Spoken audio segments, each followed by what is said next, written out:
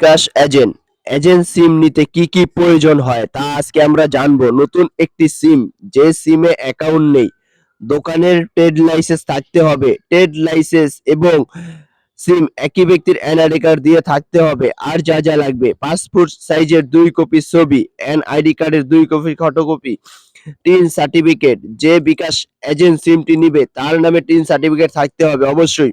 আর যা যা লাগবে আপনারা ভিডিওটা শেষ পর্যন্ত দেখুন, টেনে টেনে দেখলে কিছু বুঝতে পারবেন না। এজেন্ট সিম নিতে কোনো টাকা কাউকে দিতে হবে না।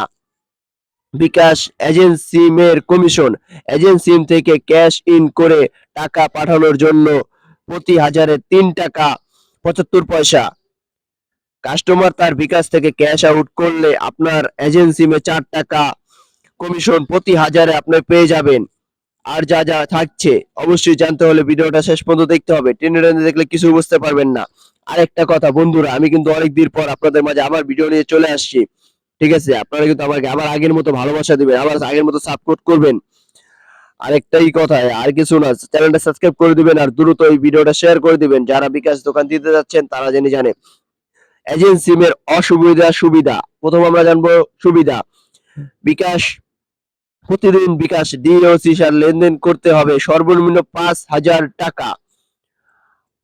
সুবিধা, আরো সুবিধা আছে অবশ্যই জানতে হলে আপনার ভিডিওটা শেষ পর্যন্ত দেখতে হবে, টেনে টেনে দেখলে কিছু বুঝতে পারবেন না।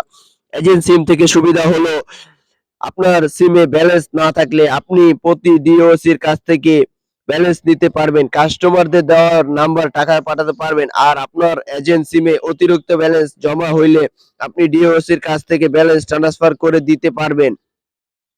এজেন্ট সিমের অসুবিধা হলো প্রতি মাসে লেনদেন মিনিমাম টার্গেট 4 লাখ টাকা। এছাড়া প্রতি মাসে বিকাশ কাস্টমার অ্যাকাউন্ট রেজিস্টার করতে হবে। আর অবশ্যই আপনার প্রতিদিন ডিওসির সাথে লেনদেন করতে হবে। আপনি যদি অসুবিধার কারণে দোকান বন্ধ রাখেন, পাশের দোকানের আপনাকে টাকা রেখে যেতে হবে মিনিমাম 5,000 টাকা লেনদেন করার জন্য।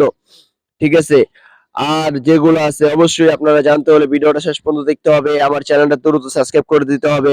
যদি চ্যানেলটা সাবস্ক্রাইব না করেন আপনারা এত সুন্দর সুন্দর ভিডিওগুলো পাবেন না। আর আমার একটা কথা, আমার চ্যানেলের ভিতরে কিন্তু রিউজ কন্টেন্ট ধরে ফেলছে, এই কারণে আমি এতদিন ভিডিও করি নাই, কিন্তু আপনাদের কথা ভেবে আমি আবার ইউটিউবে পাড়া দিলাম।